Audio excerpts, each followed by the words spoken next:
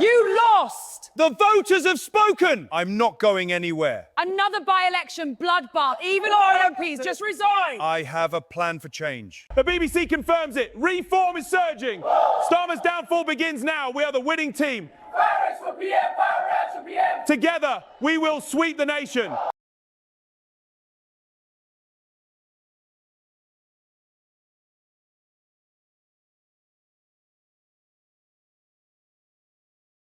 There are politicians who lose, and then there are politicians who lose and simply decide that losing is more of a suggestion. Welcome to Britain. Keir Starmer has just brushed off electoral defeat like it was a light drizzle on a Tuesday morning commute. Polls go down, seats disappear, the public sends a message, and Starmer checks the message, reads it, nods thoughtfully, and carries on exactly as before. The political superpower, selective hearing.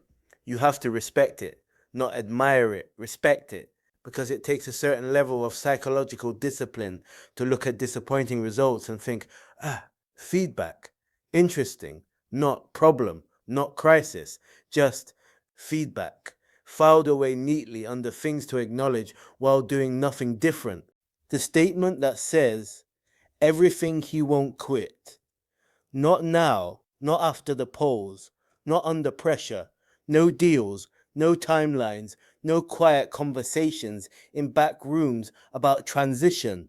Just a firm calm, almost serene. No, and that no carries weight, because in politics, refusal is a strategy, losing, but make it leadership. There's a particular tone politicians use after a bad result. You've heard it before. We hear the concerns. We understand the message. We will reflect. Reflection in politics is fascinating. It looks like introspection. It sounds like adjustment. But often, it's just a very polite pause before continuing in the same direction. The voter message and the translation gap. Voters speak in outcomes, seats lost, support dropped, turnout shifting. Politicians translate that into language. Challenging conditions, complex landscape, mixed results. Somewhere between those two versions, the actual meaning gets diluted. The immovable leader Starmer right now is giving off very specific energy. Not chaos, not panic, something more controlled, immovable. Like a man standing in the middle of a storm saying, this is fine, we expected wind. The Angela side eye. Let's not ignore the internal dynamic. Because when allies start making comments about leadership, timelines, and expectations, that's not random. That's pressure leaking out. And Starmer's response, close the door, firmly. Because once you open the conversation about leaving, you've already started the process. The exit date problem. Here's the logic behind his refusal. A leader with an exit date is a leader without power. Because once people know you're going, they stop listening. They start positioning, planning, realigning. Power doesn't disappear instantly. It fades. So he stays, of course he stays. Because leaving is final. But staying gives you time to recover, time to reset the narrative, time to prove the polls were wrong, or at least not fatal. The public watching now, here's where it gets interesting. The public is watching this unfold with a mix of reactions. Some see strength, good, stay the course. Others see stubbornness, read the room.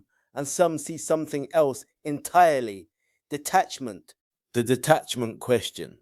Because there's a fine line between leadership and distance. Leadership says, I know what I'm doing.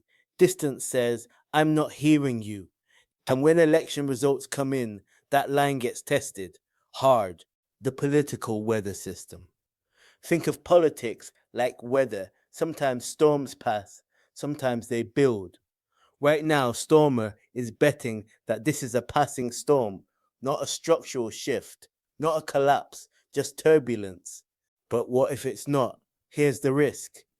If the results are a sign of something deeper, something structural, then staying the course becomes something else, not strength, inertia.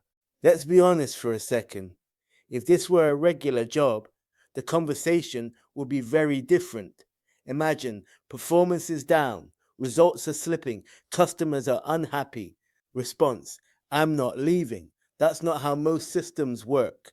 But politics isn't most systems. The power of narrative. Starmer's strategy relies on narrative. If he can frame the losses as temporary and contextual, not representative, then staying makes sense. But if the narrative shifts to pattern decline, loss of connection, then staying becomes harder to defend. The calm face strategy. There's another element here: calmness. Starmer doesn't react dramatically. No visible panic, no emotional outbursts, just controlled messaging. That's intentional because panic signals weakness. Calm signals control, even when things aren't entirely under control. The party factor. Then there's the party. Because leadership isn't just about public opinion, it's about internal support. As long as enough people inside the party believe in the strategy, he stays. The moment that belief shifts, everything changes. Keir Starmer has made his position clear. He's not stepping down, not negotiate, not setting a timeline. And in a way, that's the most honest move he could make. Because uncertainty about leadership is more damaging than clarity, even if that clarity frustrates people. But here's the reality underneath the calm surface. Staying is not the hard part. Holding power is, because every decision from this point forward carries more weight. Every result gets analyzed harder. Every misstep echoes louder. And the question doesn't disappear just because it's been dismissed. It waits quietly in the background. If things improve, this moment becomes a footnote, proof of resilience, proof of leadership. If they don't, this moment becomes something else, the point where the signal was visible and ignored. Because in politics, refusing to leave doesn't guarantee you stay. It just means you're choosing to face whatever comes next without an exit plan. And that's the gamble. Not dramatic, not loud, but very real. Because sometimes the most dangerous position in politics isn't losing. It's losing and deciding that losing doesn't apply to you.